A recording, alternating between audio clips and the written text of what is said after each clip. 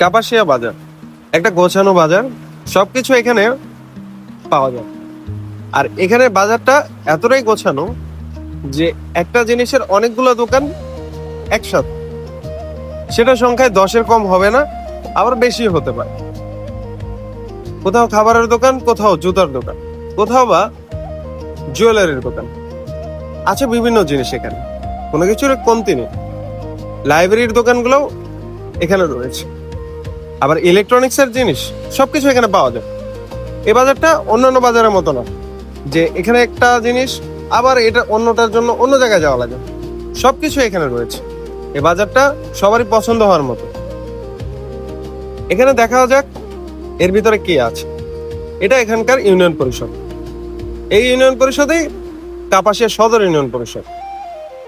এখান থেকে বিভিন্ন জায়গায় যাওয়া যায়, রানীগঞ্জ, চাঁদপুর। আর এটা এখানকার থানা। এই থানা থেকেই পুরো কাপাসিয়া নিয়ন্ত্রণ করা হয়। বিভিন্ন ফাঁড়ি রয়েছে যার মাধ্যমে বাকি কাজগুলো করা হয়, কিন্তু এটাই মূলত এখানকার থানা। এখানে অনেক ব্যাংকিং সেক্টর রয়েছে, যেগুলো আমাদের দেশে যে রেমিটেন্স পাঠায় এর সংখ্যা এখানে অনেক বেশি, মানে কাপাসিয়া অনেক বেশি। তাই এখানে ব্যাংকিং সেক্টরটা অনেক বেশি। হাতে গুনলে কম করে হলো 20 থেকে 30টা, এর নিচে হবে না। এখানে আবার অনেক হাসপাতালও রয়েছে। আর এই জায়গাটা হলো কাপাসিয়ার বাজারের অফিস, যেখানে হচ্ছে হিন্দুদের তাদের যে পুজো হয় সেটা এখানে হয়। যাই হোক, আর এই পাশটায় হচ্ছে জুতোর দোকানগুলো রয়েছে। আর এটা হলো এখানকার লুঙ্গিপুর, এই নামেই আমরা সাধারণত চিনি। এখানে সবসময় লুঙ্গি বা আদার জিনিসগুলো পাওয়া যায়, মানে কাপড়ের সেগমেন্টগুলো এই পার্টটায় রয়েছে। এখানে সবকিছু রয়েছে, ছোটদের জামা কাপড়, বড়দের। আর এটা এখানকার পানের বাজার। এটা পানের বাজারের এক অংশ। আর একটু সামনে গেলেই আমরা দেখতে পারি যে আরো কাপড়ের দোকান। এখানে চালের দোকান রয়েছে। এই চালের দোকানে অনেকগুলো ভিড় থাকে, যেখানে হচ্ছে চাল বিক্রেতারা চাল বিক্রি করে থাকে। এর পাশে হচ্ছে গুড়ের বাজার। এখানে স্থানীয় গুড় বা কোথা থেকে গুড় কিনে এনে বিক্রি করা হয়। আর এখানে রয়েছে মুড়ির বাজার।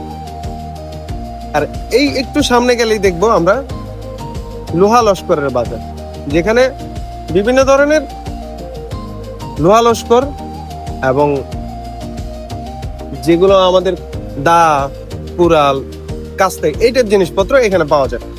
আর এর পাশে রয়েছে রঙের বাজার বা বিভিন্ন ধরনের বাড়ি সাজানোর জন্য যে জিনিসগুলো লাগে। আর এই পাশটা হলো মুদির দোকান।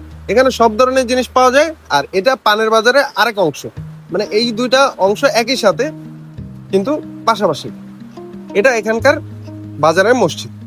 এই মসজিদে সবাই এসে নামাজ পড়ে থাকেন 5 ওয়াক্ত।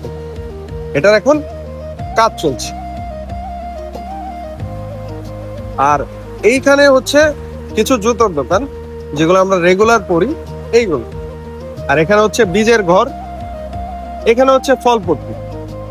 এখানে হচ্ছে শুটকি মাছের দোকান। এর পাশে হচ্ছে মুরগির দোকান। আর একটু সামনে গরুর বিতান, মানে গরুর মাংস বিক্রি করে।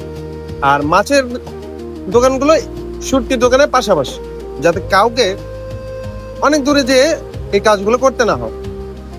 আর একটু সামনে গেলেই আমরা দেখতে পারবো যে আমাদের মশলার দোকান, যেমন পেঁয়াজ, রসুন, এই জাতীয় যে মশলাগুলো রয়েছে এগুলোর দোকান। এখানে সবকিছুই গোছানো, কোনো কিছুই অগোছানো না।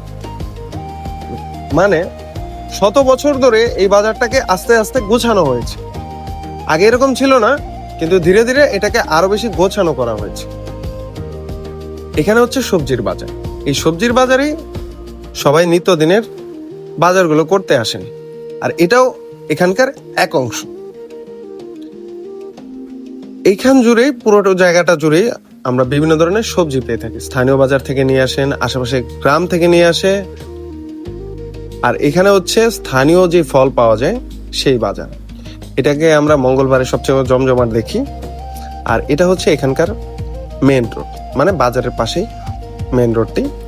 আর এটা হচ্ছে আমাদের সবচেয়ে পরিচিত বাবুর রাস্তার মোড়, কেউ বনুর রাস্তার মোড় বলে। আজ এই পর্যন্তই, দেখা হবে অন্য কোনো পর্বে কাপাসের বিস্তারিত আরো অংশ নিয়ে।